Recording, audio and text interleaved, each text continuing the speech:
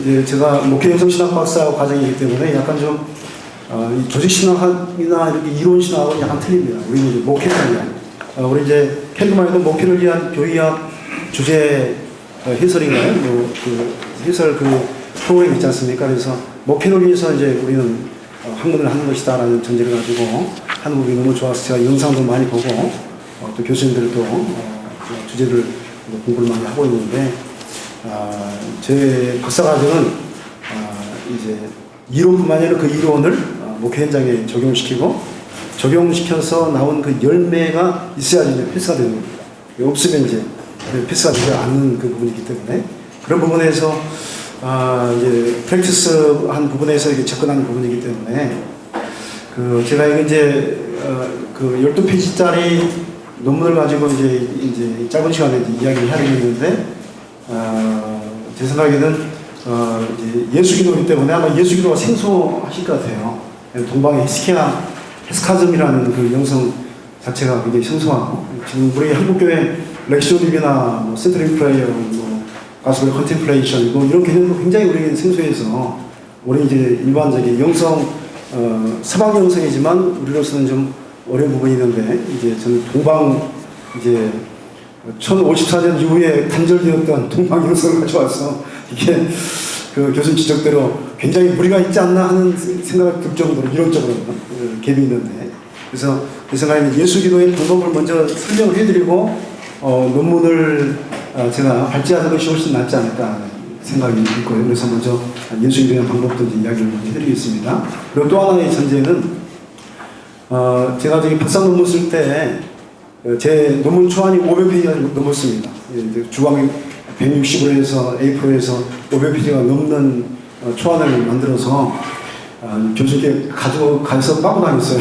이것을 줄여와라. 그래서 압축을 한 게 이론적인 부분이 100페이지로 압축을 해야 돼서 압축을 하다 보니까 논리적인 점프가 굉장히 심하더라고요. 그래서 그것 때문에 제가 1년간 굉장히 고심을 많이 했었고, 그리고 이제 실천 부분에 대한 것은 이제 부록으로 해서 100페이지를 더해서 200페이지 논문이 나왔는데, 근데 이제 우리 이제 김재희 교수님께서 12페이지로 해야 해가지고 그걸 또 12페이지로 하다 보니까요, 12페이지 안에 간격이요 상당합니다. 그래서 야, 이게 이제 제 개인적인 생각으로 교수님이 저를 훈련을 너무 많이 시키신다 그런 생각을 하면서 가져왔습니다. 그래서 그런 좀 논리적 점프가 있다라는 생각을 가지시고 들으시면 조금 들으시는데 괜찮지 않을까 하는 생각을 먼저 말씀드립니다.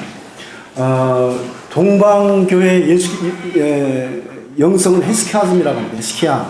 헤스키아는 고요함인데, 이 중심된 이제 기도법이 예수기도라고 합니다. 예수기도는 이제 3에서 5세기 삼학교들의 그 마음의 기도로부터 나오는 이제 전통이 이제 흘러가서 예수기도로 형성이 되었는데요. 예수기도는 기도의 훈련이 3단계로 이제 구분되는 것 같습니다. 제가 연구해 보니까 첫 번째는 구송의 기도라고 합니다. 구송은 이제 소리를 내어서 기도한다. 우리가 통성기도도 구송이라고 말할 수 있지만, 그러나 일반적으로 기독교 2000년 역사 속에서 통성기도처럼 이런 특별한 기도는 없었습니다. 그러니까 정해진 기도문을 가지고 소리 내어서 기도했던 거죠. 그리고 이제 우리 통성기도 역사는 여러분 잘 아시다시피 한 120년, 130년 전통을 가지고 있습니다. 우리 이제 순복음 논문을 읽어보니까 그런 이야기를 하시더라고요.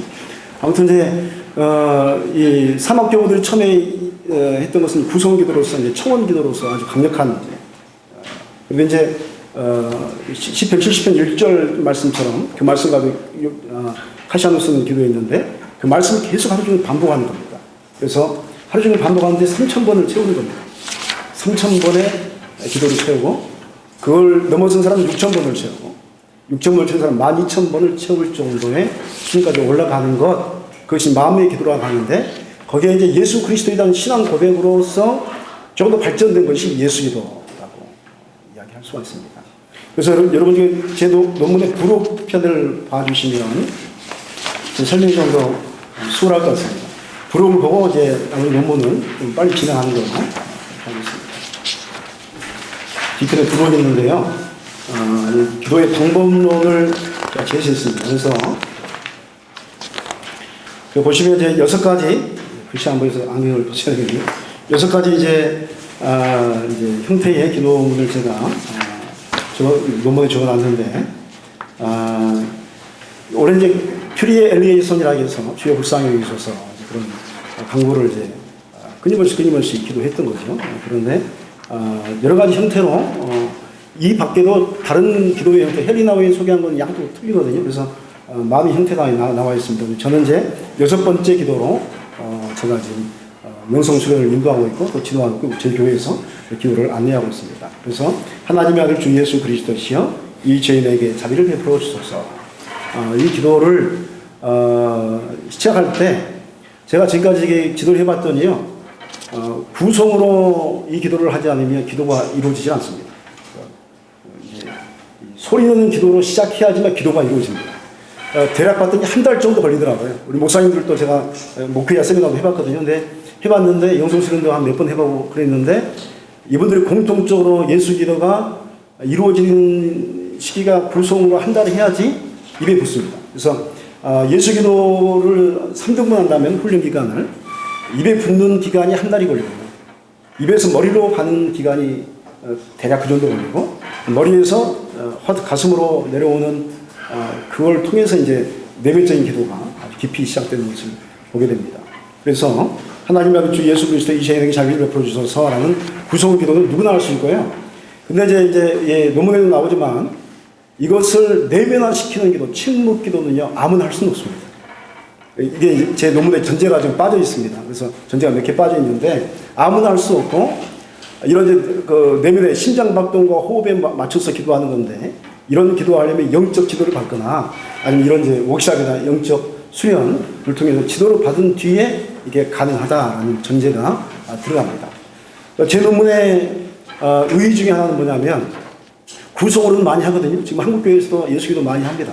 제가 아는 분들도 그전부터 예수기도를 많이 해오셨고 헬리나원이라는 분의 책을 통해서 소개받아서 사람들이 이제 그런 기도를 많이 해오신 걸로 알고 있는데 그런데 심장 박동과 호흡에 맞춰서 하는 기도는 하는 데가 없습니다. 동방 종교에도 재현이 안 됐다고 들었습니다. 제가 이제 거기는 잘 모르니까 이제 학자분들 교수님 통해서 쭉 들어봤더니 동방 종교에도 재현이 안 됐습니다. 왜냐하면 그 히스키야의 중심이라고 하면 이제 우리 아투스산 그리스에는 아투스산 있거든요. 아투스산에 거기는 금요의 집입니다. 남자만이 들어갈 수 있는. 그래서 이제 거기 이제 수호사가 들어가는데 거기는 자기 제자가 아니면 예수 기도를 가르쳐 주지 않습니다. 그러니까 들어가면 평생 못 나오는 거죠. 그런 이제 그 수도 모임이 있는 거고 러시아 종교회 같은 경우는 구소련 때문에 무너졌습니다. 문을 닫았죠. 그러니까 그 전통이 끊어져 버렸다고 보는 것이 옳은 것 같습니다. 그래서 종교에도 이 부분이 굉장히 관심이 많은데 아직까지 제대로 구현이 안 됐다. 근데 제 논문은 그걸 이제 구현을 시켰습니다. 한국식으로. 그래서 제 마음대로 하는 게 아니라 문서를 쭉 제가 이제 비교 연구하면서 이제 이런 방법이 있구나 하고 이제 조합해서 만들어 놓은 건데 저희 이제 영성학회에서는 OK라는 쓰임 받고 이걸 이제 표시를 하게 됐고요. 처음에 예수 기도를 제가 이제 구현시킬 때는 두숨 기도라는 것으로 그대로 전통적으로 만들었습니다. 두숨이 뭐냐면 한숨은 이제 숨을 이야기할 때는 들숨과 날숨이 있지 않습니까? 들이마시는 것을 두숨이라고 하고 내뱉는 걸 날숨이라고 하는데 제가 보니까 들숨할 때 심장이 3번 뜁니다. 기본적으로. 들이마실 때 심장이 3번 뛰고 내뱉을 때 심장이 3번 뜁니다. 그래서 그 심장 박동에 맞춰서 기도하는 것이 예수기도 전통이기 때문에 거기에 맞춰서 두 숨으로 했습니다. 이제 예수기도 전통은 한숨의 기도를 하면 한숨을 쉬게 되어 있습니다. 이게 전통입니다. 가장 이제 오리지널한 기도가 한숨으로 기도했으면 한숨은 쉬어라. 이게 이제 기본 법칙인데 그래서 두 숨으로 제가 이제 하나님의 아들 주 예수 그리스도시여 이 죄인에게 자비를 베풀어 주소서라는 것을 제가 실현시켰는데 이게 문제가 있었습니다. 이제 제가 한번 이제 그 시청각 자료로 이제 보여드리겠습니다.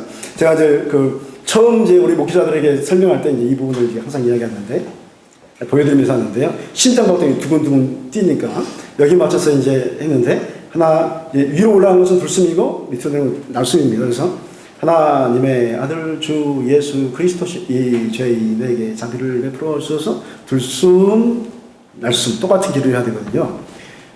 이 기도를 하면 굉장히 강력합니다. 그 헤스키야 역사가 그대로 일어납니다. 사도행전적인 역사가 막 일어납니다. 병도 났습니다. 저희 교회 암 걸리는 분들 나오시고요. 제 논문에 보면 실제적인 역사가 굉장히 많이 일어났습니다. 그래서 그런 역사를 보면서 저희 교회들이 빨리 들어오는 거죠. 그래서 그 안에서 거짓자도 깨지고 사람이 변화가 될 수 없는 사람이 변화되는 역사가 저희 교회에 있습니다. 그래서 저희 교회가 저희 노예에서 굉장히 유명한 교회입니다. 제가 이제 저희 교회 역사를 이렇게 좀 정리해봤더니 6개월마다 한 분씩 쫓겨났어요. 또 제가 오기 전에 교회가 1년을 비었습니다. 그래서 교인들이 다 나갈 정도, 지금은 많이 회복되어 있지만 예수 기도하면서 그 모든 것들이 이제 회복되는 역사들이 있었습니다. 그래서 이 두 숨으로 했더니 기도는 강력한데요. 기도 중에 잡념이라는 게 있잖아요. 기도하면 잡념이 분심이라고 하는데, 그리고 이제 동방은 정념이라고 합니다. 그래서 헤스키야를 무정념 기도라고 하는데, 정념이 나를 붙들면요, 숨이 너무 길어지면 숨이 끊어질 수 있습니다. 제가 몇 번 죽을 뻔했습니다. 이 기도하면서 몇 번 죽을 고비를 넘기고 나만 그런 줄 알았더니 내가 시켰던 사람들이 몇 번 경험을 같이 하는 거예요. 그래서 이대로는 안 되겠다고 제가 또 문서를 막 뒤져봤더니 상황과 사람에 따라서 변형을 약간씩 시켰던 것을 제가 발견하고, 이걸 이제 내숨 기도로, 오늘 제 논문에 제안된 것은 내숨 기도로 제안됩니다. 그래서 이제 내숨 기도를 만들었는데, 내숨 기도 어떻게 하는 거냐면, 하나님의 아들 주 예수 그리스도시 저희에게 자비를 베풀어 주소서. 들숨 날숨 들숨 날숨, 이게 한 기도입니다. 그래서 이 기도를 정시 기도 시간에는 자기 심장을 바라보면서 100번을 목표로 나가는 겁니다. 50번에서 100번을. 그리고 하루 종일 삶을 살아가면서는 3000번을 채우는 것을 목표로 하는 것이 예수 기도입니다. 그러면 이제 질문이 하나 나오는데요. 그러면 예수 뭐 하루에 기도만 하냐? 그런데 이제 여기에 이제 기도의 심리가 있습니다. 무슨 심리가 있냐면, 토마스 모튼이라는 분이 무슨 이야기냐면, 우리 인간에게 이중 의식이 있다. 우리 보통 해마에서 마인드 허트 이렇게 나오잖아요. 그런 것처럼 제가 오늘 여기 서울 올라왔는데요. 차를 가지고 올라왔는데 한쪽 의식은 이제 길을 분별하고, 제가 여기 조금 헤맸거든요. 헤맸는데 막 이게 분별하는데 제 마음은 또 다른 생각을 하고 있거든요. 오늘 논문 발표 어떻게 할까 뭐 걱정들이 막 왔다 갔다 하고, 요게 이제 두 가지 의식이 있는 것처럼 우리의 깊은 영적 의식이 또 따로 있다고 얘기하는 거죠. 그래서 예수 기도는 그 영적 깊은 의식으로 하나님께 쉽지 않은 기도를 드리는 것이다. 그런 목표를 가지고 나가는 것입니다. 그래서 이제 그렇게 예수 기도의 방법이 제 논문에 제시가 되어 있습니다. 이 방법을 가지고 이제 수련하는데, 거기에 여러 가지 이제 신학적인 이제 동방 정교의 신학들이 이제 세워져 가는 거죠. 그런 전제로 가지고 제가 논문을 발표하도록 하겠습니다. 이제 지금 맨 앞장 보시면요, 서론 부분을 이제 이야기하는데요. 뭐 지금까지 이야기했던 부분이 좀 나와 있고, 두 번째 패러그램에 이제 필자는 본 발제를 통해서 예수 기도를 통한 제자들 형성에 대한 연구라는 주제가 가능한지, 예수 기도와 보네포의 제자들을 비교하는 방식으로 요약 발표하고자 합니다. 그런데 이 문장 자체가요 굉장히 무리수가 있습니다. 죄송합니다. 왜냐하면 동방이 예수 기도하고 서방 신학자가 만날 수 있는가 그런 문제도 있고. 그런데 이제 저는 이제 원래는 이제 12페이지 안에 요한 카시아누스 같이 집어넣고 싶었습니다. 왜냐하면 보네포하고 요한 카시아누스 비슷한 면이 굉장히 많거든요. 그래서 그렇게 해서 3월 3에서 5세기에 이제 그 사막교부들의 그 영성을 이야기를 하고 싶었는데, 아무튼 이제 그 부분을 약간 좀 이 짧은 글로는 다 이해할 수 없다는 전제를 가지고 여러분 들어주시면 좋겠습니다. 2장에 보면 사막교부들의 마음의 기도와 예수 기도의 형성의 역사. 예수 기도의 기원은 기본적으로 쉬지 않고 드리는 기도를 실천하려는 초대교회 성도들의 기도 생활에 있었습니다. 어떻게 하면 쉬지 말고 기도하는 명령을 이룰 수 있을 것인가. 또 다른 측면에서 하루 온종일의 삶이 하나님의 임재를 의식하면서 삶을 살아갈 것인가, 이런 몸부림이라고 할 수 있습니다. 그래서 이제 그런데 그 초대교회 움직임이 있었다는 것을 아시고 뒤에 넘어가시면요. 이제 또한 이 마음의 기도의 전통이 예수 기도라는 형태로 개성 발전되어 왔음을 초기로부터 이어진 동방 기독교 역사를 통해 찾아볼 수가 있는데, 이런 마음의 기도를 통해서 하나님의 임재를 완전하게 의시하고 무정념, 아파테이아라고 얘기하는데, 그 상태를 통해서 세속적이고 거짓된 자를 벗어버리고 순종과 사랑의 일치를 이룬 것을 이들은 디피케이션이라고 한다. 신화라고 한다. 이렇게 말합니다. 이제 서방 글로리피케이션이라는 개념을 가지고 있습니다. 이제 여기서 중요한 것은요, 이제 헤스카즘의 최종 목적은 사랑의 일치를 이루는 겁니다. 하나님과의 사랑의 일치, 또 말씀의 깨달음에 대한 순종의 일치, 행함의 일치를 이루는 것, 그것을 목표로 한다는 것을 알아주셨으면 좋겠습니다. A. 초기 사막교부들의 마음의 기도. 초기 사도시대의 그리스도교는 핍박받는 종교였습니다.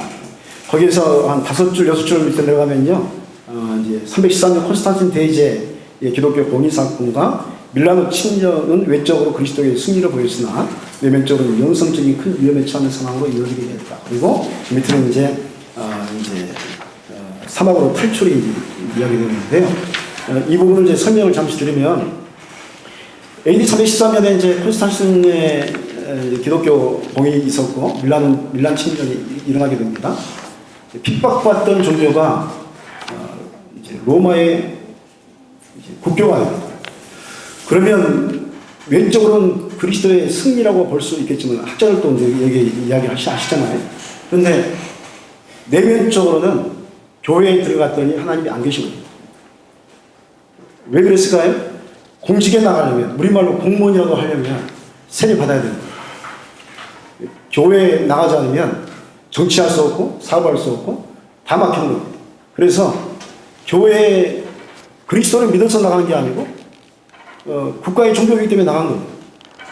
그러니까 교회가 그 형식은 있을지 모르는데 하나님이 안 계신 거죠. 그래서 지하에 있던 사람들이 교회에 왔는데 하나님이 안 계신 겁니다. 그래서 여기서는 우리가 신앙생활 못하겠다 하고 뛰쳐나간 것이 사막입니다. 3에서 5세기의 사막교부라 하는 게 뭐냐면 교회가 쉽게 말하면 우리말로 하면 타락했다. 하나님이 안 계신다. 하나님이 안 계시고 우리는 신앙생활 없었다. 그래서 하나님을 찾아서 사막으로 흘러갔다는 것입니다. 저는 개인적으로 이 313년간의 사막교부들을 바라보면서요, 우리 개신교하고 비슷하다고 생각합니다. 프로테스탄트, 진리가 아니면 저항한다. 진리가 아니면 저항하는 게 있지 않습니까? 로마에 대해서 저항했고 카톨릭에 대해서 저항했던 것처럼 뿌리가 여기 있지 않나 하는 그런 생각을 해봤습니다. 뒤로 그 다음 패러를 넘어가세요. 참된 영성을 이루기 위한 사막교부들의 영성적 개혁의 흐름 속에서 예수 기도의 형태가 4, 5세기에 이제 문서로 발견되기 시작합니다. 그리고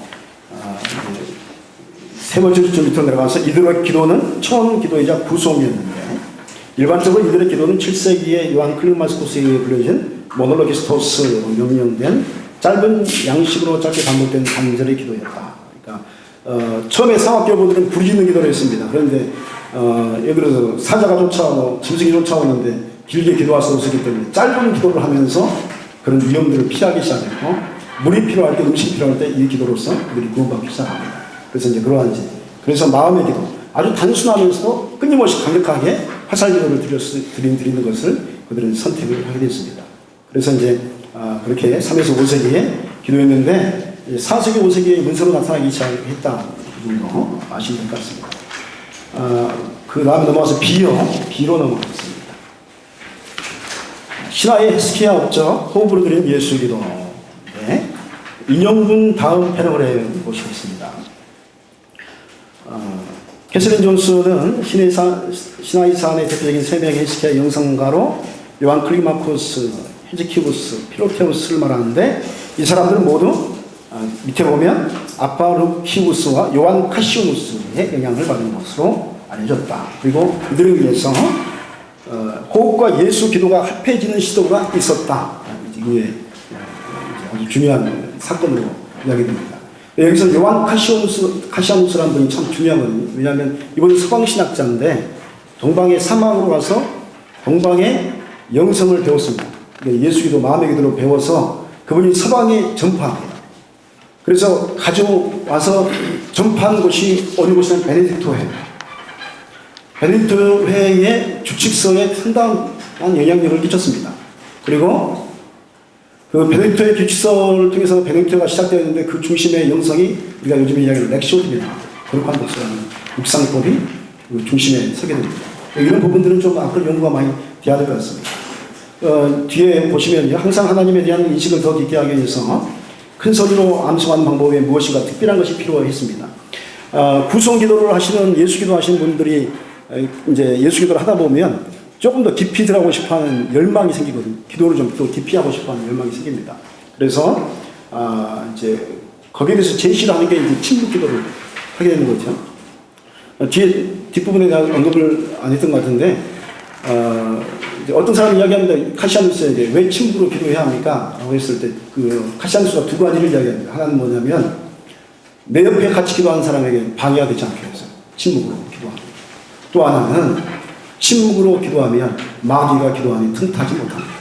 침묵으로 듣지 못한다는 거죠. 그래서 깊이 들어가면 마귀가 기도 속에 침투하지 못합니다. 아빌론 데니사의 기도의 여정을 보면 상궁방까지 이제 오늘 이제 교수님 이제 이야기하셨는데 상궁방까지 마귀가 틈타거든요. 기도 속에. 근데 이 기도 깊이 들어가면 틈타지 못한다.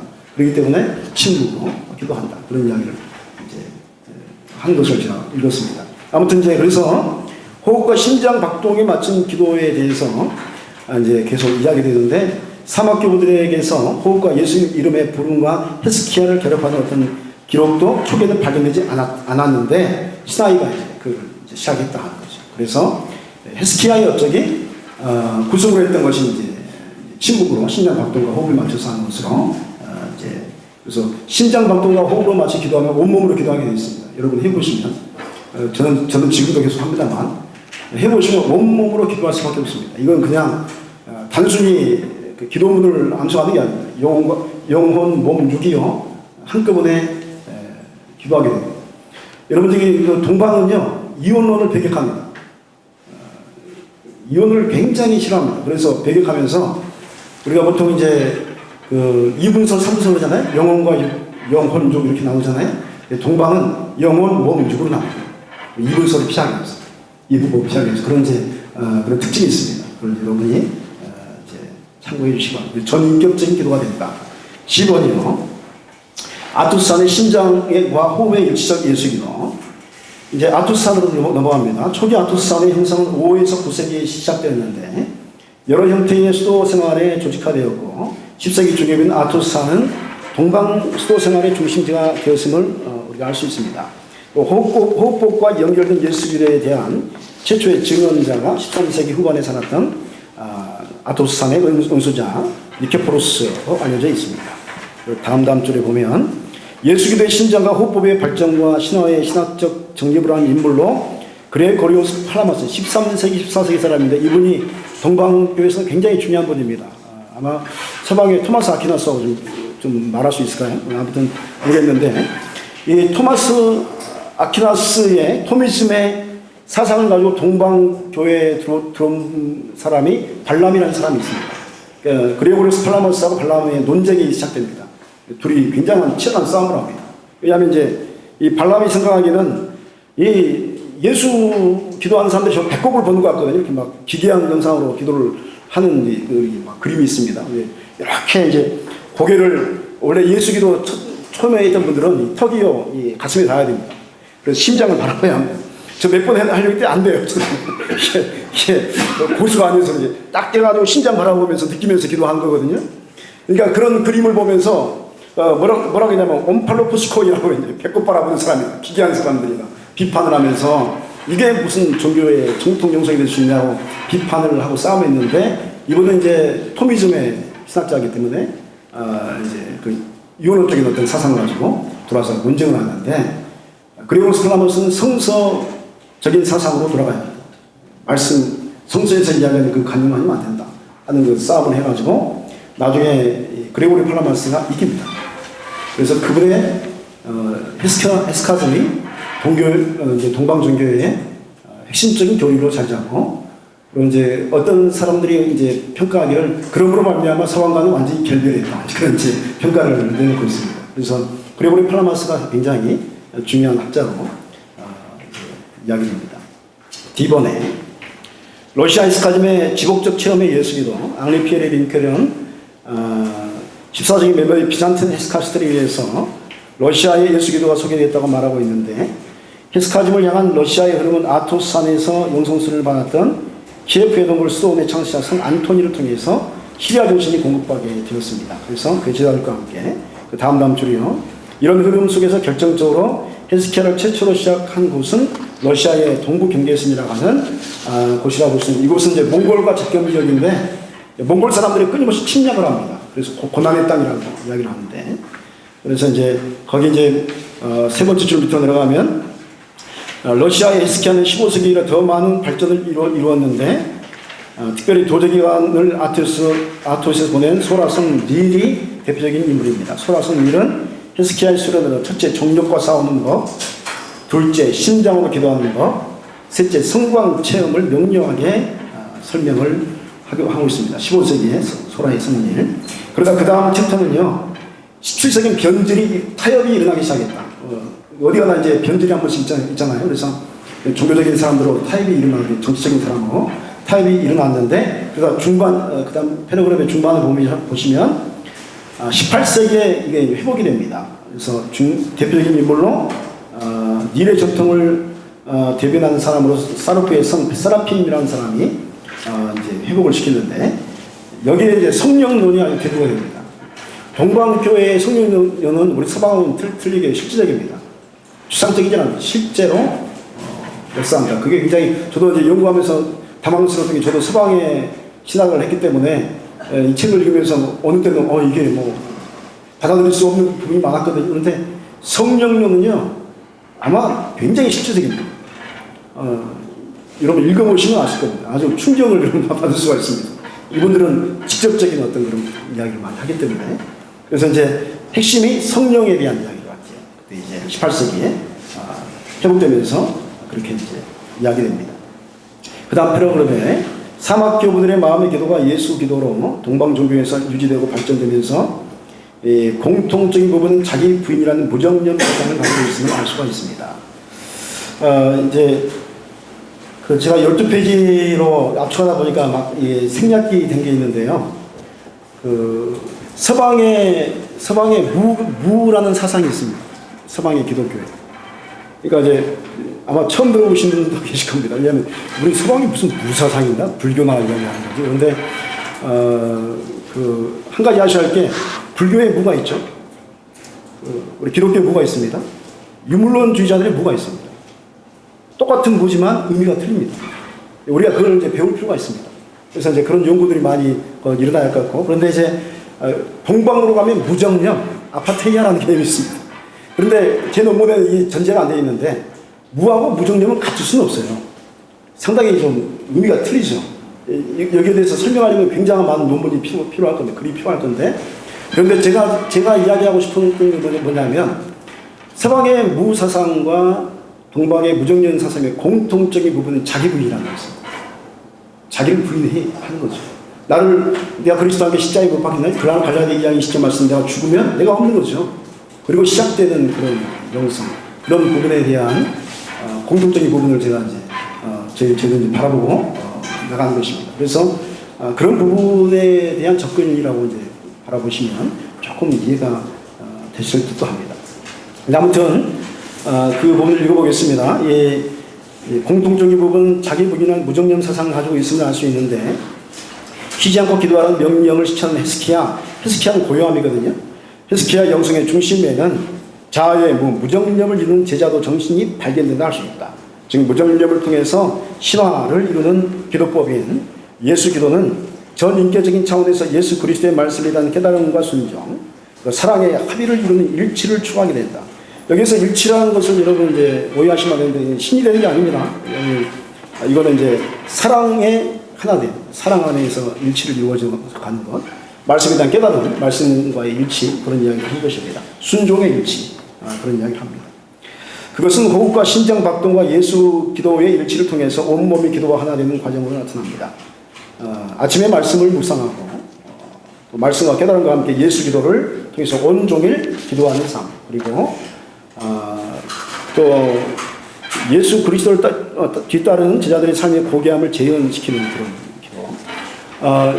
예수 기도는요, 헤스키야의 기도는요, 기도만 하는 게 아닙니다. 한 손에는 성경이 있어야 됩니다. 항상 말씀과 함께 모든 우리 기독교는 이제 출발하는 거니까 말씀을 읽고요, 묵상을 하고요. 하루 종일 이제 3,000번, 6,000번, 16,000번을 향해서 기도가 시작되고 또 집중해서 드리는 기도를 원래는 2번 하게 되어 있습니다. 근데 이제 저는 이제 한 번으로 소개를 하고 있습니다. 그래서 한 번 집중 기도를 할 때 보통 30분을 집중하라고 하는데 30분부터 시간을 늘려가는 건데 저는 20분부터 하라고 합니다. 왜냐하면 과학적으로 방가구를 들고 앞바닥에 하고 앉으면 20분쯤 되면 허리가 아프기 시작합니다. 등이. 그래서 그 시간이 20분이기 때문에 20분으로 소개를 하고 있고요. 근데 이제 점점 시간을 늘려가는 거죠. 그리고 이제 그렇게 50분 내지 100번을 채우는 기도. 그리고 저녁에는 성찰을 하는데 또 하나 책이 있습니다. 필로칼리아라는 책이 있습니다. 교부들의 전통 속에서 이제 영적 지도를 할 수 있는 책이 있는데 어떤 교리서 같은 거죠.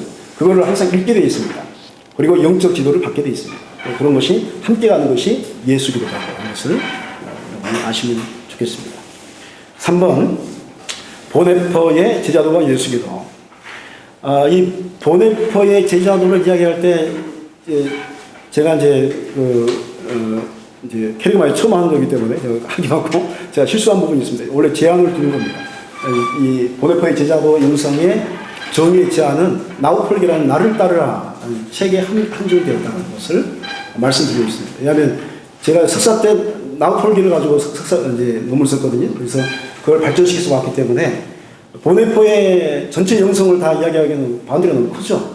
그래서 저는 이제 나를 따르라는 책 안에서의 발견된 제자도를 이야기를 드리고 싶습니다.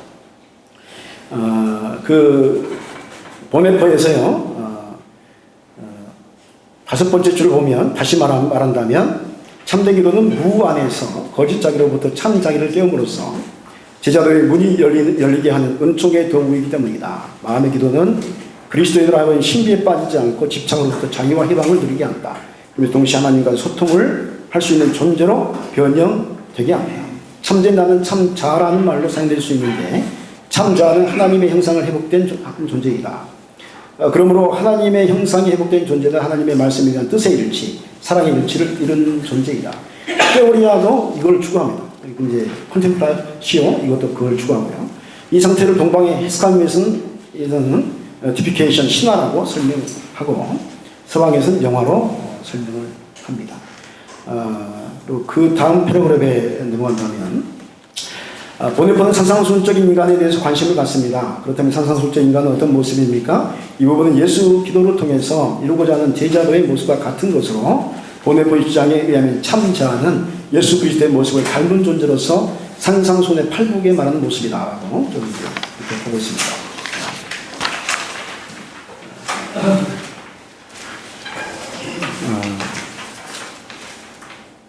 그리고 그 다음 패러그래프로 넘어가겠습니다. 그렇다면 본 연구에서 예수 기도를 통해서 이루고자 하는 영적 성장의 최고점의 목표인 제자도, 즉 그리스도 전통적 이해로서의 제자도란 무엇인가? 전통적이고 성서적인 제자도의 기본적인 예는 보네퍼에 따르면 보편적으로 자기를 부인하고 예수 그리스도의 뒤를 따르는 것이라고 말할 수 있습니다. 그렇다면 제자도의 길을 걷기 위해서 나라는 존재에 무엇을 부정하는 것인가? 자신은 무엇을 비워내는 것인가? 보네퍼는 이 부분에 대해서 예수의 부름이 들리자마자 부름받는 자는 조금도 주저하지 않고 순종하는 것이 제자도임을 강조합니다. 이 부분을 설명을 드리면요. 나우폴기에서 쫓으라는 주님의 명령 앞에서 저는 곧바로 쫓았습니다. 그런데 그 책에서 뭐라 하냐면 쫓으라와 쫓다 사이에는 간격이 없다. 간격이 전혀 없습니다. 저는 그걸 물어보았습니다. 그런데 쫓으라와 쫓다 사이에 아무것도 없는데 제가 쫓아간 거죠. 어떻게 그게 이루어질 수 있을 것인가. 이게 우리의 현대의 구조로는 이해하지 못하는 거죠. 그게 나우폴기에서 말하는 굉장한, 원래는 이 쫓으라 쫓다 사이에 아무것도 없다라는 것, 오직 주님의 명령의 말씀만 있다는 것은 이런 리버럴리즘에 대한 반박으로서 보네퍼가 가져온 것으로 저는 알고 있습니다. 그래서 리버럴리즘을 몰아내는 거죠. 밀어내는 건 도구로서 가져왔는데 그럼에도 불구하고 보네퍼의 기준 사상은 그 사상을 가지고 있다고 볼 수 있다. 말씀드릴 수 있을 것 같습니다. 그래서 이제 마지막 보면 완전한 순종의 제자도를 이루는 것이다. 다음 표현으로 넘어가세요. 보네퍼가 주장하는 부르심에 대한 순종의 전통은 신약에만 있는 것이 아니다. 그것은 믿음의 조상이라 불리우는 아브라함으로부터 기인합니다. 이 부분에 대한 보네포의 지자도의 순종에 대한 이해를 돕는 인물로서 사막교부들의 헤스키야의 영성을 서방에서 한 요한 카시아누스 사상과 비교해 볼 수 있다라고 제가 소개를 하고 있습니다. 인용분 다음에 패러그래프에 보시면요.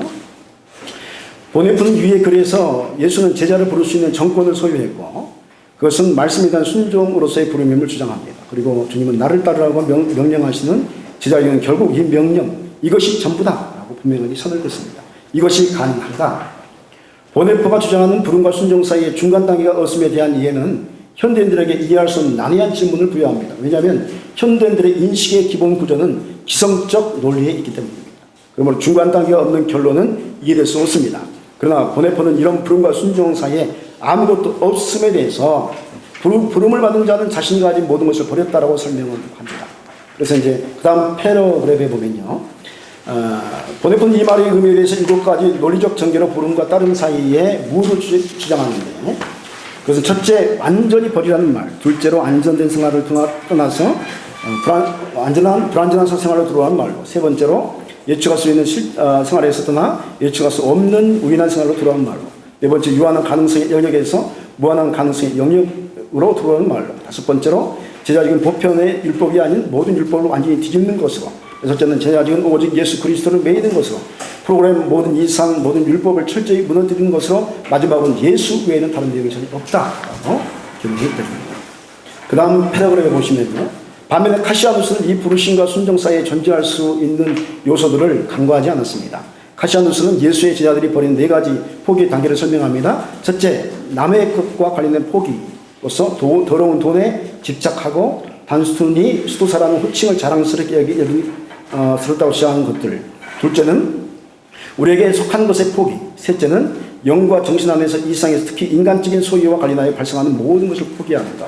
네 번째는 소유를 얻게 되는데 그것은 모든 정전들이 축출된 후 이 육신 안에 깨끗한 마음 안에 소유되는 상태에 도달하게 된다는 것. 이렇게 이제 제시를 하고 있습니다. 그래서 이런 입장에서 이제 보네포와 1554년 이후에 분단된 동방의 헤스키야 영성을 갖다 붙인다는 것 자체가요 굉장히 어려운 것을 인정합니다. 인정할 수밖에 없습니다. 그걸 어마어마한 역사잖아요. 그런데 그럼에도 불구하고 그렇다고 그걸 포기할 수는 없는 거라고 생각합니다. 그래서 저는 이 부분을 이제 도전을 했었고, 이제 이런 이제 논리의 전제 아래서 불신과 순종 사이 아무것도 없음을 자기 분이라는 관점에서 무정념이라는 부분과 좀 통할 수 있다. 그리고 또 제자도 라고 말할 수 있다고 말씀드리고 있습니다. 그리고 참자의 회복, 하나님의 형상의 회복이 또 이 안에 모든 이제 교부들로부터 이렇게 깔려있는 게 그런 이야기이기 때문에 디피케이션에 대한 이야기가 이 안에 들어있다고 말씀드릴 수 있겠습니다. 결론은 여러분이 읽어보시면 될 것 같고요. 제가 이제 이 글을 쓰면서 그 12페이지 안에 다 표현을 하다 보니까 제 스스로도 문제점이 몇 가지가 있었습니다. 이 글을 압축하는 제 실력이 안 돼가지고 다음에 교수님 불러주시면 조금 더 이제 완벽한 걸로 찾아오겠지만 저도 보니까 이게 제 글이 보니까 이제 교수님 드리고 제가 보면서 한숨을 쉬었어요. 야, 근데 글 실력이 이것밖에 안 되는구나. 제가 보고 있었는데 그 첫 번째 문제는 아파트와 무가 같은가라는 질문에서는 같을 수는 없습니다. 아파트와 무는 같을 수가 없죠. 그래서 아파트에도 관상 이전의 단계의 상태를 이야기하는 거고, 무도 비움의 수준에서 이제 여러 가지 차원이 있는 거죠. 그래서 이제 토마스 머튼이 이제 요한 카시아누스 이야기하면서 이 무를 마음의 청결이라는 개념으로 이야기하는데 또 그 뒤에 반박하는 또 사람도 있습니다. 그건 아니다 이야기하는, 그러니까 복잡한 거죠. 그러니까 무도 여러 가지 단계가 있다는 거. 그러니까 그런 부분에서 같다고 말한다는 것은 약간 조금 점프를 너무 많이 하는 것이다라고 제가 말씀을 드릴 수 있겠고요. 그럼에도 불구하고 정화라는 자기 부인이라는 개념은 이 안에 공통적인 것이다라고 볼 수 있다. 그래서 기독교의 그 무의 개념 속에 자기 분이 있다는 것은 제가 말씀을 드릴 수 있을 것 같습니다. 그리고 이제 또 하나의 또 우리에게는 좀 이상한 개념이 있습니다. 왜냐하면 무 개념은 우리에게 생소합니다. 무 개념이 굉장히 생소합니다. 기독교에 무가 있나? 그런데 제가 이전에 김전희 교수님 모시고 저기 한국신학회에서 소논문 발표한 적이 있어요. 그래서 거기에 이제 독일 신학이라는 책이 있습니다. 독일 신학이라는 책 안에 보면 무라는 개념이 있습니다.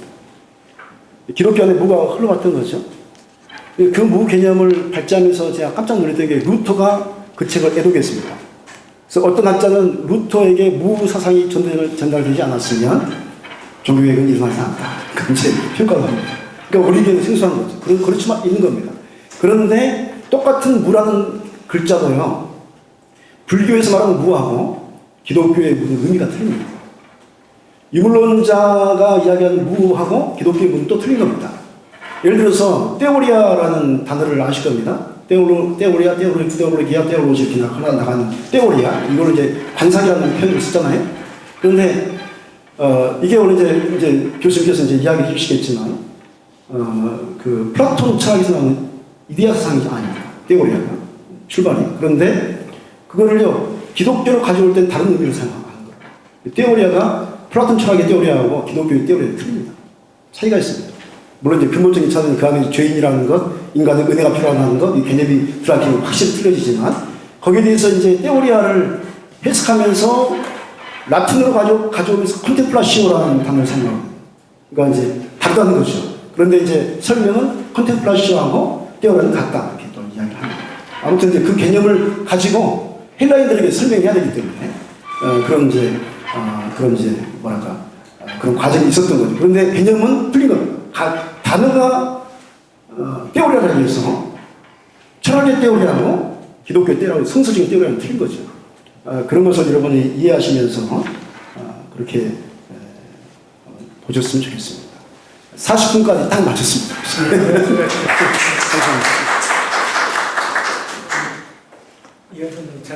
예.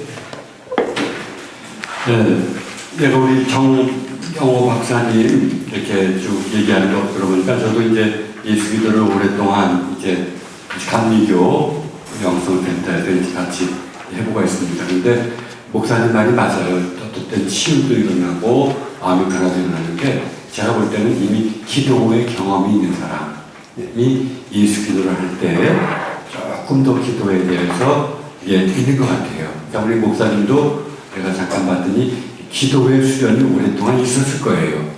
그래서 이제 그런 거에 가지고 이제 예수 기도를 이제 해서, 그래서 이게 사실은 예수 기도라는 게 이제 실천적인 것과 다르게 사람마다 다 다른데 이렇게 한정된 지면에 이렇게 아주 압축적으로 잘 요약해 놓으신 것 같아요. 그래서 아마 처음 보신 분들 이런 게 예수 기도구나라고 하는 좋은 인문서가 될 것 같습니다.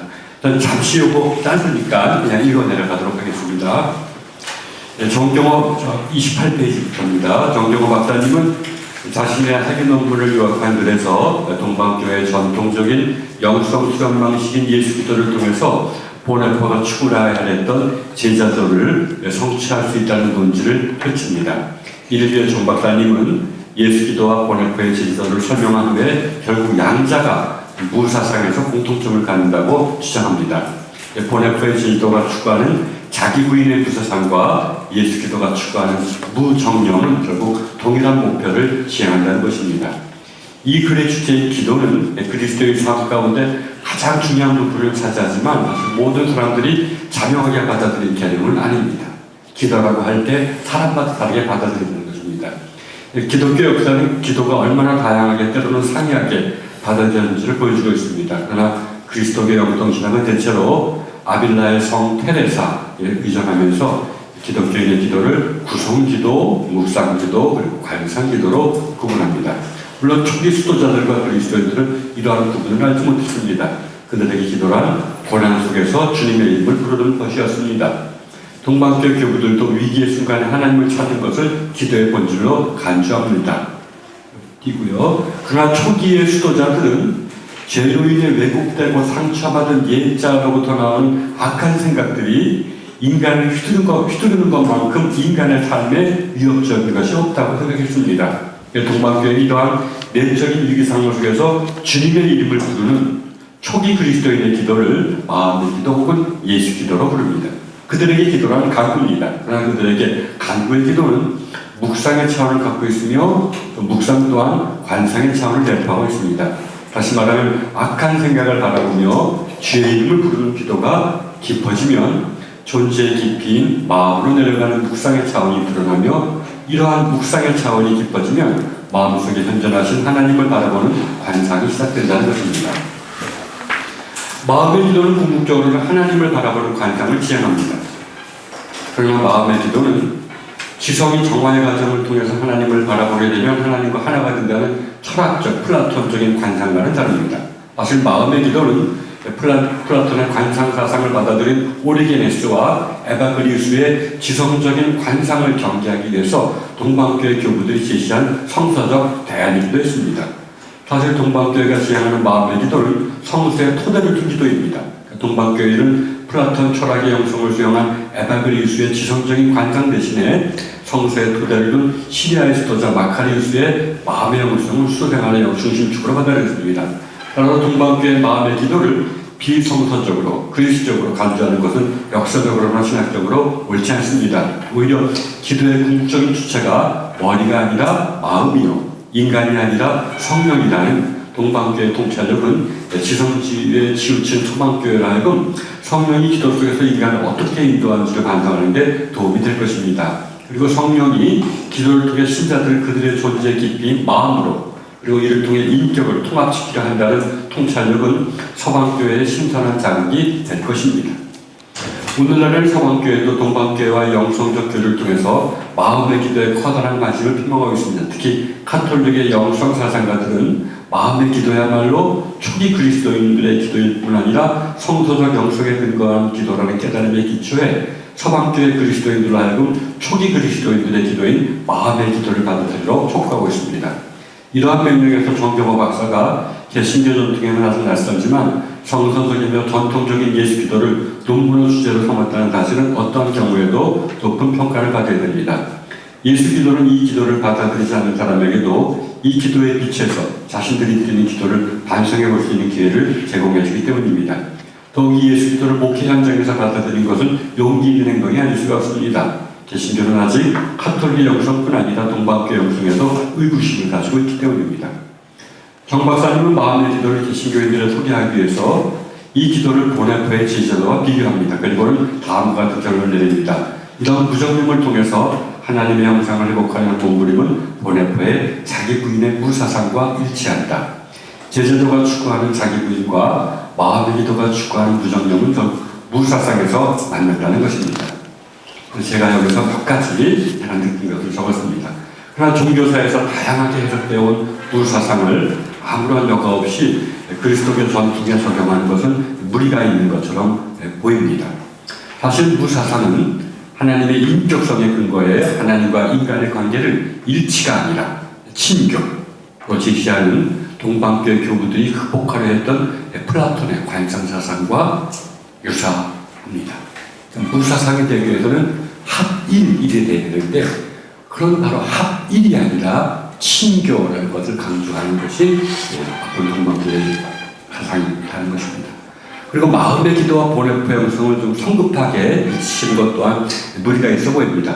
물론 보네포가 묵상을 강조하는 것은 분명한 사실입니다. 보네포도 수도원적인 서방교회 수도원적인 영성을 받아들인 사람입니다. 그런 기도가 침묵과 성서 묵상에서 나와야 한다고 주장합니다. 그러나 보네포는 묵상의 대상인 그리스도가 현존하시는 장소를 마음으로 보지 않습니다. 오히려 형제와 친교를 나누는 삶에서 찾습니다. 그러니까 보네포에게는 마음을 바라보는 관상은까지는 들어가지 않습니다. 그러니까 보네포에게 묵상은 항상 형제와 삶을 나누는 친교를 지향합니다. 그는 다음과 같이 말합니다. 그리스도인은 하나님의 말씀을 들려주는 다른 그리스도인을 필요로 한다. 그는 예수 그리스도 때문에 형제를 필요한다. 자기 마음속에 계시는 그리스도는 인정합니다. 그러나 형제의 말씀 안에 계시는 그리스도보다 약하다. 자기 마음속에 계시는 그리스도는 불확실하지만 관상체험이라는 것은 개인적으로는 용인되지만 그것이 확실하지 않다는 겁니다. 오히려 형제의 말씀 안에 계시는 그리스도는 확실하다. 이어서 모든 그리스도인의 공동체의 목적이 드러난다. 그들은 구원의 소식을 전하는 자로서 서로 만난다. 바로 서방 수도원의 전통을 이어받은 것이 여기도 나옵니다. 마음을 바라보는 대신에 묵상 속에서 형제와의 교제를 통해서 그리스도의 어떤 것을 찾으려고 하는 것. 이런 사상은 보네포에게 일관된 사상입니다. 그는 형제와 삶을 나누는 친족뿐 아니라 고난당하는 이웃과 삶을 나누는 행위도 그리스도가 자신을 드러내는 장소로 제시합니다. 사실 보네포에게 묵상은 영성의 중요한 토대이지만 마음을 바라보는 관상이 아니라 형제와 이웃을 주님의 눈으로 바라보는 사랑의 삶으로 이어집니다. 물론 양자의 차이를 강조점의 차이로도 볼 수가 있습니다. 그러니까 보네포가 얘기했듯이 마음이라는 것이 한 개인의 내면에만 있는 것이 아니기 때문입니다. 그렇다 할지라도 양자의 관계는 상호 견제와 보완의 관계이지 제 생각에는 일치의 관계는 아닌 것 같습니다. 사실 제자도를 주장하는 보네포는 궁극적으로는 그리스도가 아니라 삼위일체 하나님과 연합을 추구하는 동방교의 영성. 동방교에서는 제일 서방교에서 아직 하던 못한 것이 필리오계, 너무 그리스도 중심적인 영성. 그래서 여기는 성부와 성자와 성령과의 연합이 정말 연합이지 그리스도와의 연합이 정말 연합이 아니다라는 것입니다. 동방교 영성이 아니라 필리오계 신학을 따라 그리스도 중심적 영성을 지향하는 서방교 영성 신학의 교통에 충실한 신학자입니다. 이 점에서 바르트와 보네포는 참 필리오계를 따르는 아주 충실한 제자입니다.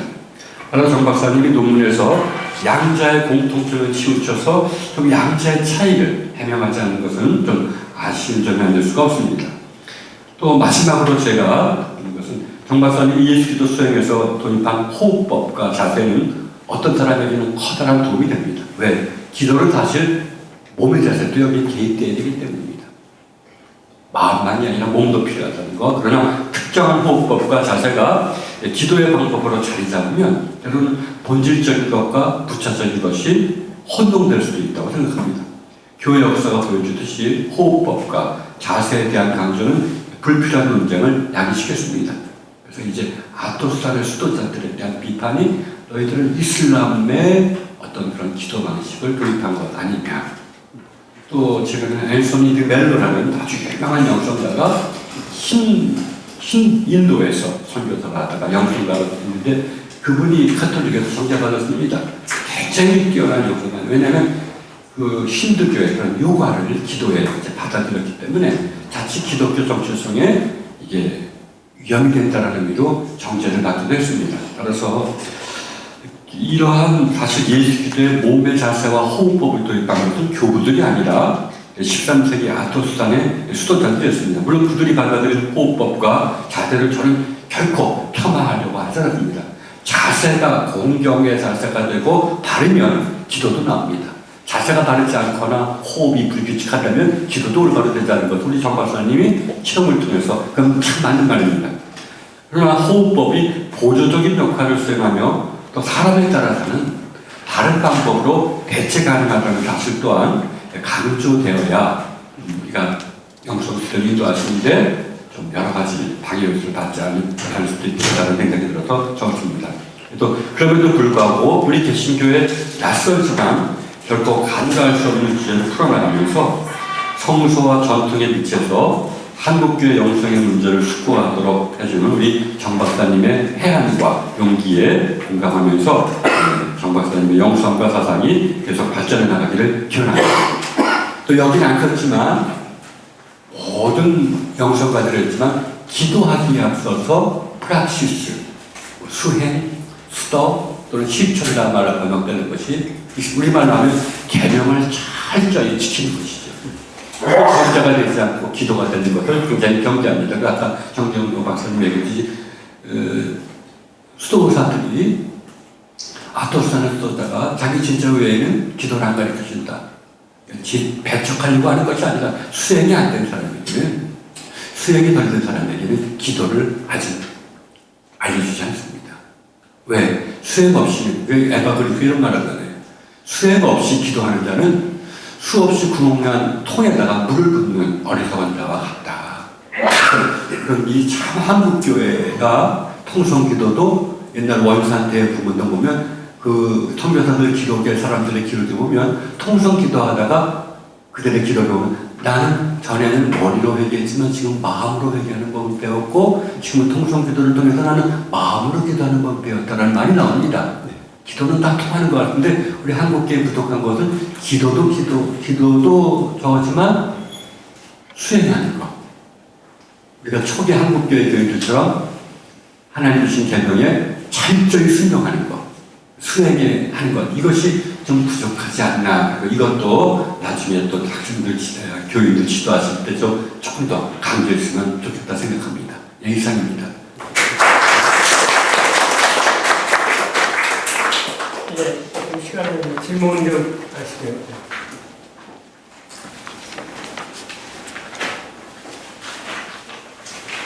제가 하나 질문할게요. 네. 여기 이제 예술기도 키리소인데 네. 그거를 60번씩 몇 번씩 이렇게 반복하는 거는 그 캐톨릭에서 지금 묵주기도라고 하지 않습니까? 네. 그런 것처럼 근데 주술적인 의미가 뭔 것인지. 아, 그게 이제 논쟁이 있었거든요. 그런데 이제 3,000번, 6,000번, 12,000번 이게 뭐 주문이냐 이제 그런 이제 논쟁이 있었는데 거기에 대해서 주문이 아니고 기원이다. 그러니까 영적으로 깊어지는 이제 기도 속에서 그러니까 이거를 어떤 뭐 다른 타종교의 어떤 뭐 주문을 외우는 식의 그런 것은 아니다라는 거죠. 왜냐하면 그 사실상 캐톨릭에서는 이 동일한 묵주기도 할 때 네. 예수는 예수도라는 계속 나오잖아요. 네.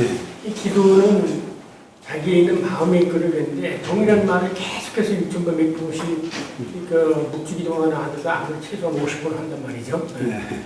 그럼 주술과 그런 뭐가 주술은 동일한 것을 계속 반복하는 겁니다. 근데 이제 그게 아마 저도 저기 제가 이제 공부하는 중에 많이 질문도 많이 하고 있는데 기원이라는 것은 내가 주술은 반복하면 그게 이루어지는 어떤 원리를 작동시키는 어떤 개념이라면 이거는 내가 아무리 기도해도 하나님께서 허락하지 않으시면 그 은혜가 전제가 되는 기도이기 때문에 기원이라는 부분에서 더 많이 접근을 하는 것 같습니다. 혹시 그런 예. 아직 이분이 이미 했지만 헨리 나우엔이 주술 아니고 이런 것들에서 머리에서 마음으로 내려갑니다. 그래서 이제 예수 기도에서 중요한 거는 초기 정신을 들어서 이게 적이 있습니다. 기도에 우리 기독교식 그럼 악한 생각이라는 거예요. 의식으로 부단히 떠오르는 그런 악한 생각들을 느끼면서 한번 바라보고 지워보려고 했는데도 안 되니까 우리를 구원해 주신 주님 이름을 부르는 거. 그래서 이런 악한 생각이 들 때마다 이제 주님 이렇게 하면서 조금씩 그 중심, 그러니까 머리에서 마음으로 내려간다는 표현을 또 다른 사람들은 인격이 통합된다. 그러니까 우리에게는 지성과 논문에서 나오는 감성과 의지가 있는데 이런 것들이 조금 통합된다. 그래서 오히려 이런 것을 그냥 주술적으로 반복하는 것이 아니라 처음에는 내게 다가오는 그런 정념들, 악한 생각들을 느낄 때마다 하다가 또 이 예수 기도를 하다 보면 내 안에 있는 악한 생각들이 더 뚜렷하게 나타납니다. 예수 기도를 통하면서 오히려 사탄의 음성도 듣습니다.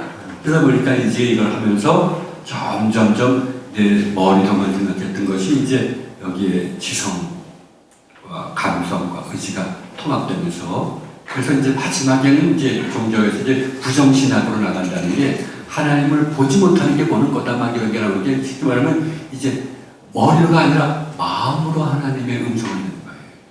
이런 단계까지. 그래서 주술로도 이렇게 비춰질 수 있지만 주술이라기보다는 하나의 그런 조금씩 인격이 통합되는 그런 과정으로 하고 그래서 이게 아주 좋은 지적입니다. 그래서 이제 타종교를 폄하하는 게 아니라 사실 이제 군대에 있을 때에도 아침마다 저기 절에 다니는 애들이 관세음보살, 남양, 탑을 근데 내가 그걸 이기려고 주기도문을 하려니까 주기도문은 너무 길어요. 그러니까 나도 모르게 이걸 하는데 근데 자꾸만 타종교에서도 그걸 반복하는 게 사실은 주술이나 주문 외우는 게 아니라 나름대로 하나의 그런 인격을 좀 깊은 곳으로 내려가려는 하나의 운동인 것 같아요.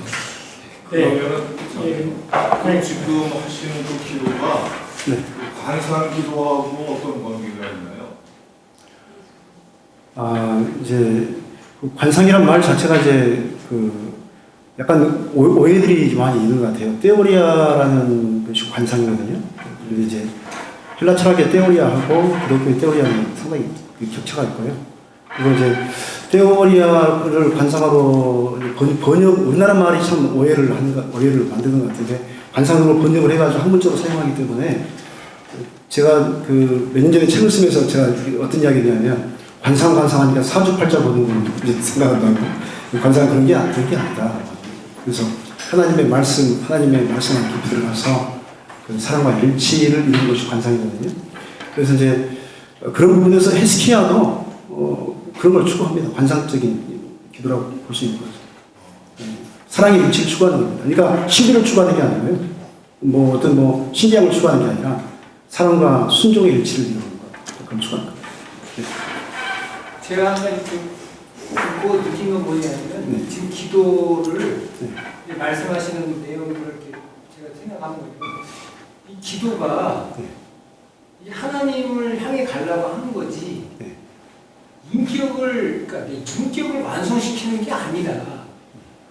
그러니까 지금 제가 느낀 건 뭐냐면 우리가 이 기도를 자꾸 나의 완성, 나의 존재가 완성되는 거 이렇게 자꾸 생각하면 이거는 문제가 있다고 생각합니다. 이거는 그 어떤 거냐면 스스로 또 자기의 덮개를 씌워가지고 하나님이라고 하는 분을 못 만나게 만드는 거예요. 그러니까 이거는 완성하는 게 아니고 인격을 완성하는 게 아니고 인격을 하나님한테 그 개방시키는 것이고 그래서 하나님한테 가려고 하는 길이지 기도라는 게. 가려고 하는 길이죠. 네, 길이지. 이게 그 자꾸 이렇게 이 기도를 해가지고 뭐가 일어나고 뭐가 완성되고 뭐가 더 잘 되는 것처럼 그런 식으로 설명을 만약에 조금이라도 하기 시작하면 그때부터는 이 기도의 원래 뜻이 사라지는 게 아닐까.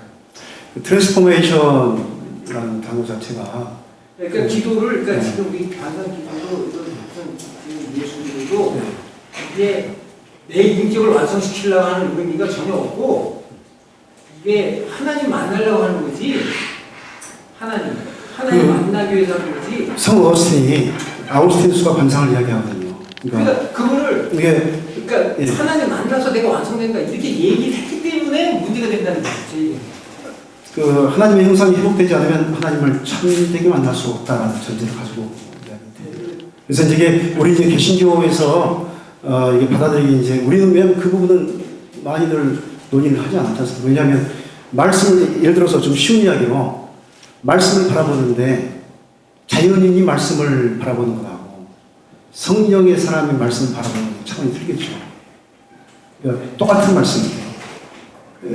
자연인이 바라보면 그거 진화론적으로 얼마든지 해석할 수 있고 그러니까 변화되지 않은 모습으로 말씀을 바라보면 그 말씀일까? 말씀이 로고스 아닙니까? 로고스가 우리 예수 그리스도 요한복음 1장에 이야기하는데 그 말씀을 우리가 만나지 못하지 않습니까? 그런데 우리가 이제 영적인 성숙에서 좀 더 이제 하나님 형상이 깨어진 것들이 회복이 되어지고 우리 안에 이성도 이제 어그러졌다고 이야기하거든요. 그러니까 어그러진 것들이 회복되어지면 하나님의 뜻이 분명하게 보이고 하나님과의 말씀의 깨달음의 일치가 이루어질 수 있는 그런 것들이 이제 제공이 되는데 그 다 깨어진 상태에서 그런 것이 아무것도 영적 성숙이 없는 상태에서 다 오물이 가득한데 오물의 눈으로 아무리 봐도 말씀이 안 보일 수 있지 않아요. 그런지 아마 지금 어거스틴도 그러고 우리 초대 우리 이제 그 교부들도 다 이런 문제를 가지고 고민을 했거든요. 근데 우리 이제 루터 이후에 오직 믿음은 이제 솔라 이렇게 말하면서 이제 이거를 이제 덮어버리니까 이제 안 보이는 것도 있지 않나 그래서 이 이야기를 하면 어마어마한 이야기를 막 하겠죠. 오늘 저기 정진우 교수님 이야기하는 이제 그 기도 박사 아비라 데레사의 영혼의 성 그것도 그 이야기를 한 거예요. 칠궁방 그리고 상궁방까지는 종교의 바리새인적인 어떤 그런 단계라면 그 다음에 은혜의 세계로 들어가는 게 사궁방이거든요. 종교적 핵심. 그리고 그때부터 참된 길이 보여진다는 이야기 한 거고요. 반상의 마지막 단계는 칠궁방인데 칠궁방은 뭐냐면 이제 일하자. 칠궁방의 마지막은 일하는 거거든요. 사궁방은 마리아라고 하고요. 칠궁방은 마르다라.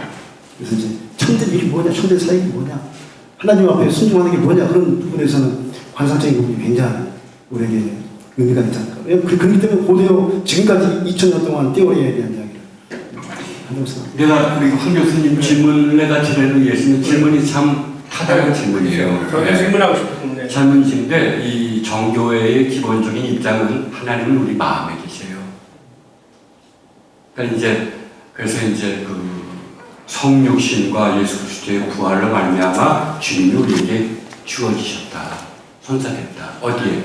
우리의 깊은 곳에, 우리의 중심에, 곧 마음이다. 그래서 이제 관상이 다른 게 아니라 마음을 바라보는 게 관상이다. 왜? 마음 안에 계시니까.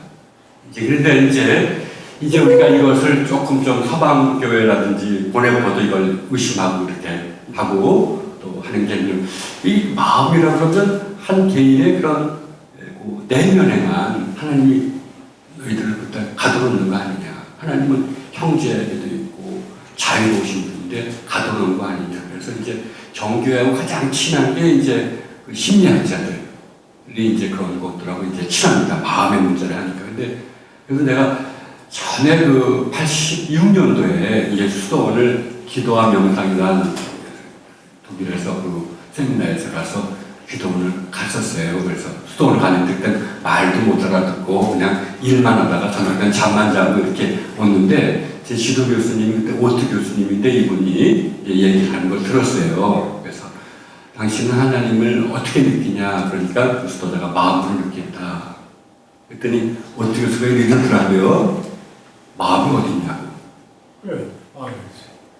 없다는 게 아니라 어디 있냐. 그래서 이제 마음이 우리는 내 내면에 있다고 생각하지만 성경에서는 마음이 너와 나 사이에, 이분은 주장하는 게 마음은 너와 나 사이에 있는 거지 내면에 있는 게 아니다. 이게 좀 서방교회 하나님의 그런 현존을 너무 그런 제한하지 말라 뭐 이런 경우도 있지 않은데, 저는 동방교회 전통은 이제 점점 우리가 마음을 바라보면 하나님께 가까이 가면 하나님의 은혜에 의해서 하나님, 우리 목사님 말대로 하나님의 형상이 회복되고, 그래서 인격, 심리학자들이 말하는 거죠. 인격 통합이라는 말이, 그런 통합이 이루어서 그때부터 인간이 머리로 사는 게 아니라 마음으로 사는 법을 배우게 된다. 사랑하게 된다. 이제 이렇게 얘기하는 것 같아요. 한 가지 더 말씀드리면 여기서 마이너스 허트로 들어갔는데 마음이라고 네. 하는데 이제 요즘 제가 이제 시편, 잠언, 그다음에 전도서 주목인 기독교에서 얘기하는 기도는 구체적인 대상이 하나님이 계세요. 마음에서 느껴지는 게 아니거든요. 그러니까 하나님과의 대화라고요. 말씀을 듣고. 그리고 하나님이 하신 말씀에 자기가 묵상을, 그래서 보네포나 루터의 묵상과 영성은 또 다른, 루터는 철저하게 말씀 묵상을 해요. 이 말씀을 통해서 자기의 죄도 깨닫고 또 자기의 부족함을 또 하나님께 알고 철저하게 당신과 나와의 관계 속에서 형성되어지고, 그래서 그 말씀하셔서 자기의 죄도 깨닫고 또 안 되면 탄원도 하고 이런 인격적인 관계가 형성이 된다는데, 지금 그 기도를 통해서 자기 자신의 내면에 속에서 하나님이 얘기하는, 소위 그거는 그 하나님이 따로 계신, 뭐 저쪽으로 얘기하는 마르트와 같이 어떤 객관적 대상으로서가 아니라 내 안에 있는 스콜라 신학적인 내내 그 어거스틴이나 여기에 있던 동방교회 사상으로 들어가는 것인데, 왜 그러냐면 이 불교에도 천수경 있잖아요. 오방내외 신전이랑 가운데 수리수리 마수리 천대 막 이래, 그거 외우면 이 사람들은 자기의 소원이 성취된다고 그랬고요. 그 다음에 그 묵주기도 하는 사람들은 왜 묵주기도가 생기냐면 어떤 사람이 그렇게 했더니 소원 성취가 되어가지고 그 로자리오 기도가 형성이 된 거예요. 로자리오가 나오게 되는 증거가. 그렇게 되면 적어도 그 사람들이 생각하는 것을 주술적인 것을 통해서 동일한 것을 반복함으로 인해서 자기의 소원 성취를 이루어 간다고요. 근데 지금 설명하신 것들은 내면의 것을 발견하는 거예요. 하나님 내면에 계세요. 우리 성경에서는 썩고 썩은 게 인간인데 어디 내면에 하나님이 거주할 수가 있어. 우리 김대희 교수님 쓴 책 중에 히브리 사고를 보면 고대 히브리인들은 영혼의 중심 심장으로 봤다. 그래서 심장 같아요. 그래서 이제 그 심장을 바라보기 위해 영혼의 중심을 향해 나간다는 개념이 있고요. 토마스 모트는 이제 성소와 지성소 개념으로 이제 이야기합니다. 그런데 이제 그 마음이 어디 있냐라는 질문은 진짜 그건 일단은 어디에 계시겠죠. 그런데 이제 그걸 향해서 나가는 것 같고요. 그리고 이제 관상의 개념은 어떤 소원 성취라든가 병 낫는 거라든지 그런 데 관심이 있지 않습니다. 오직 하나님. 그럼 하나님은 자유하게 하고 하나님은 그리고 헤스키야는 이제 무정념의 상태에 갔을 때 무정념에 붙들린 상태에서 하나님과 이야기할 수 없다는 개념을 가지고 있고요. 무정념에 내려갔을 때 예수의 이름을 부르는 것을 예수이라고. 그러니까 무정념의 상태로부터 주님과 이야기하기 시작합니다. 그러니까 관상도 테오리아도 마지막 단계에서 뭐 하는 거냐면 마르다의 일을 하는 겁니다. 마리아는 좋은 것을 얻었죠. 그런데 마르다는 그 이상의 행동을 하는 거죠. 그래서 이제 그 관상의 최고의 단계는 뭐냐면 최고의 단계에서 행동하는, 물론 이제 1군방의 사람도 행동을 하고 7군방의 사람이 행동하지만 상당한 의미가 차이가 있죠. 그래서 저기 혹시 아파세이아 무정령 아파테이아, 네. 예수기도 들어간다고 그러는데 네. 스토아 철학에서도 이미 그 아파세이아를 얘기를 했잖아요. 예. 혹시 네. 그 스토아 철학자들이 말하는 아파세이아가 산업 교부들에게 영향을 끼쳤는지 혹시 그건 한번 이게 뭐 준비하시면서 제가 왜냐면 제가 읽어보니 그분들이 그 얘기를 많이 하고 네. 교수인가 그분 같은 경우도 네. 엄마 종으로 있으면서 네. 그렇게 했잖아요. 네. 그 얘기를 너무 많이 하던데 그게 기독교에 영향을 끼쳐서 산업 교부들이 아파테이아를 얘기하고 제가 잠깐만. 예, 교수. 그래서 이제 그렇게 그 그리스 철학을 받아들인 영성을 받아들인 사람이 에바 그리스인데 이제 5세기 때 이제 정교를 향하죠. 오리게네스하고. 그래서 이제 그 정교의 수도자들이라든지 신학자들은 이 모든 쓰는 개념이 다 그리스 개념들입니다. 철학 개념이잖아요. 뭐 관상도 그렇고 실제로는 신학이란 말도 그렇고 뭐 다 그리스 사람이니까 그리스 말 쓰는 거고 또 그 사상도 받아들였는데 다른 것은 스토아 철학과의 다른 것은 스토아 철학이 말하는 무정념은 정념이 사라진 상태입니다. 근데 이 동방교회 교부들이 말하는 아파테이아는 정념이 변화되는 상태입니다. 그래서 어떻게 겸손. 그래서 이제 예수 기도는 겸손으로부터 나오고 또 겸손을 지향하는 기도다. 내 무능을 깨닫고 주님 이렇게 부르는 그런 내 모든 정념이 그렇게 겸손으로 변화되는 거니까 없어지는 게 아니라 변화되는 거다. 이걸 굉장히 강조하기도 했죠. 나는 그래서 우리 목사님이 하시는 게 참 난 지원해주고 싶어요. 왜냐면 우리 한국 사람들의 심성하고 이 동방 교우들의 그런 예수 기도가 참 물론 다른 기도도 다 의미가 있지만 굉장히 우리 한국 교회에 도움이 많이 되는 것 같아요. 그래서 저도 이제 목회자들하고 이제 해서 하고 하는데 또 목회자들이 하면서 어려움 겪는 게 성도들이 의심하는 거예요. 전통적으로 배워왔던 거하고 조금 다르니까. 그러니까 이분처럼 기도를 오래 하신 분이나 그 신뢰를 얻으면 괜찮은데, 그러니까 우리 전도사님이 좀 이상한 거 와서 배워갖고 왔다고. 그래서 그런 것도 좀 있는 것 같아요. 근데 참 이렇게 좀 몇 분 좀 숙계해서 하면 이게 건전하고 또 가장 오래된 역사를 가진 기도 전통이고 하는 건 좀 배워야 될 것 같아요. 예. 또 질문 이제 우리 이간덕 박사하고 저는 그 논문 인식과 구조에 대해서 말씀드리고 싶은데, 정기린 교수님의 논술을 보시면 첫 번째, 두 번째 줄을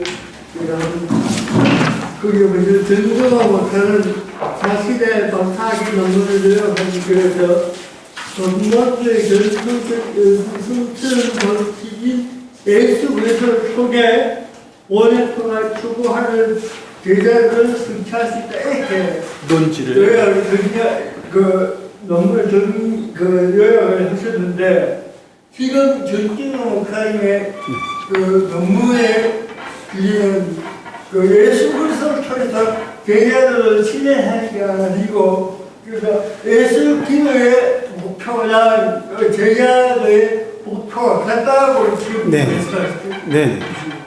그러면 저는 이거부터 헷갈리는 게, 과연 그러면은 그 예수 기도의 목표가 그 프락시스라고 얘기하는데, 제자라고 하는 게 이미 제자라고 하는 건 본래가 제자라고 얘기하지, 그걸 이미 프락시스부터 출발한 게 아닌가. 그런 점에서 본다면은 이 제자도라는 것과 이 예수 기도라는 이 그 출발하는 목표와 또 출발점이 이미 어떻게 보면 조금 다른 데서 출발하고 있지 않은가 그런 그러니까 교수님의 노트를 보고 앞에 그 내용을 볼 때 약간 그랬는데 조금 혼동이 일어나고 있는데 여기에서 한 말씀을 좀 쉽게 좀 정리를 해주시면 좋겠거든요. 질문을 얘기해주세요. 이해했는데 저는 그래요. 나는 우리 정경호 선생님 난 차라리 예수 기도만 소개해줬으면 좋았을 뻔했다. 내 생각에는 보네포하고는 예수 기도하고는 안 맞아요. 보네포는 개신교, 전통적인 개신교 영성을 추구하는 사람인 것 같습니다. 물론 수도원 영성을 하더라도. 그런데 이제 이분은 내가 왜 보네포를 여기 예수 기도에다 끌어들였나 생각해 봤더니 이게 한국에다가 한국 교인에게 소개해 주려니까 그래서 한국 교인이 바르타하고 보네포는 이단이라고 안 그러잖아요. 그러니까 보네포도 예수 기도를 비슷하다. 그러니까 예수 기도를 하자. 아마 내 생각이 이렇게 선한 생각 때문에 했는데 내가 볼 때는 조금 보네포하고는 이 정교회하고는 뭐 적대적인 건 아니지만 조금 그 느낌이 좀 다른 것 같아요. 근데 이제 공통점 부분에서는 제자도나 이제 스키아의 사랑의 일치는 간단한 거거든요. 사랑을 추구하고 그런 부분에서 물론 이제 그 격차가 있다는 것을 저도 인정합니다. 왜냐하면 동방과 서방이 지금 만난다는 거. 제가 원래는 제가 박사 논문을요 동서방의 통합 연성을 쓰려고 했어요. 그러다 혼났습니다. 그래서 이제 못하고 이제 보네포하고 이제 루터 이제 같이 보면서 이렇게 그래서 제 논문에 루터가 좀 들어가고 그렇습니다. 그런 시간이 너무 제가 처음 나왔는데 많은 도움이 됐습니다. 신학자들이 나오는 모임에 등신도 목회자가 나와서 지금 될지 모르겠습니다만 정 박사님 그 발표를 듣고 굉장히 많은 도움을 받았습니다. 기도가 이렇게 살구나. 그리고 제가 이제 좀 궁금한 것은 아까 우리 모창하신 정 교수님 보면은 동방교구들의 그 기도가 플라톤의 관상사상이다.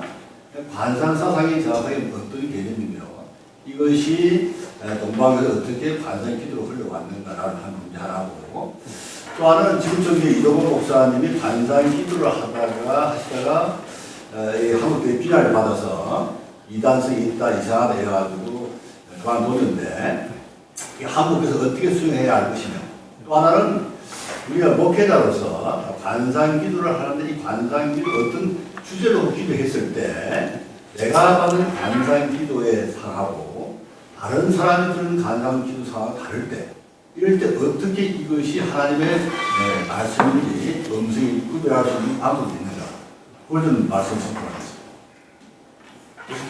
부탁드립니다. 죄송합니다. 첫 번째 질문 드렸습니다. 첫 번째 플라톤의 관상 테오리아. 네. 이 테오리아를 가져올 수밖에 없는 게 이제 헬라 문화권 내에서 그리스도의 복음을 전해야 하잖아요. 그러니까 전하려면 거기에 대한 이제 용어, 우리 이제 헬라적인 사상하고 히브리적 사상은 완전히 틀리지 않습니까? 이분법적인 사고를 가진 사람들에게 성서적인 메시지를 전해야 되는데 단어가 없고 우리나라도 컨템플레이션이라는 단어를요 가져올 단어가 없어요. 관상이라는 단어가 안 맞습니다. 정확한 표현이 될 수가 없거든요. 왜냐하면 테오리아하고 컨템플라시오 같은 개념이 같이 들어가야 되는데 지금 그냥 테오리아 부분에 강조점이 있는 게 관상이라는 단어거든요. 그러니까 그러다 보니까 오해가 생기죠. 사주팔자로 이렇게 그러니까 뭔가 설명을 해야 되겠는데 원래 가시라는 단어를 하느님으로 할 거냐 하나님으로 할 거냐 논쟁이 있었던 것처럼 설명하게 해야 되는데 뚜렷한 개념이 없었는데 테오리아라는 개념이 그래도 이제 성서에서 이야기하는 관상적 개념 하나님을 만나고 하나님을 바라고 하나님을 이제 알아가는 어떤 그러한 것을 전하기에 가장 적당한 단어였는데 그것을요 그대로 가져올 수는 없었습니다.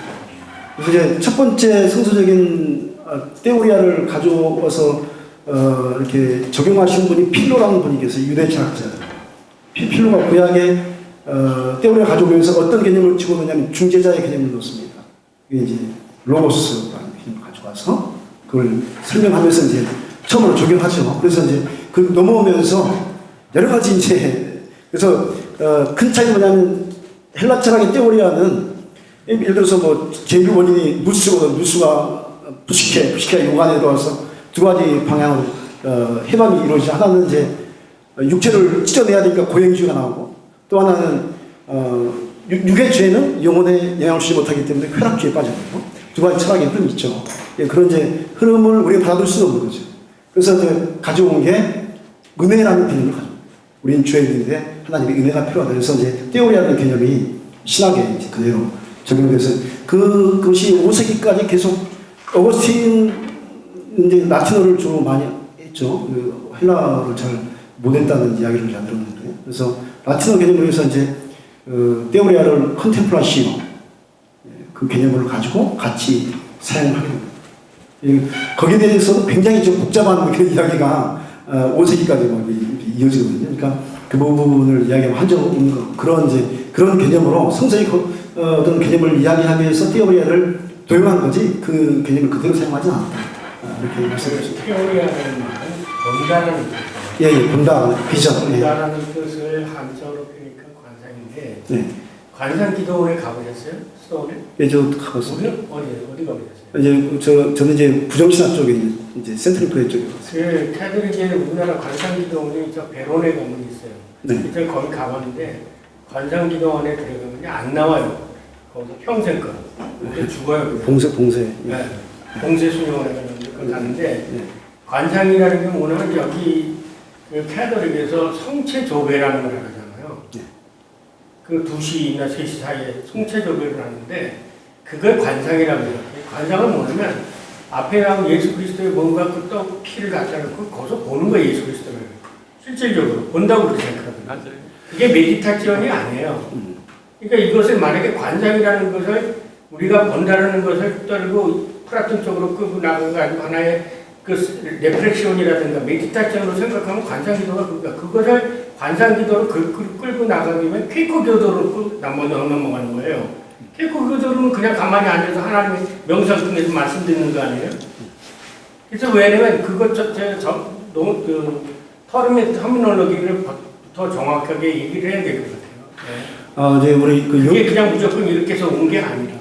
관상에는 이제 보통 두 가지, 영성은 두 가지 그 흐름이 있는데요. 카타파틱, 그리고 아포파틱이라는.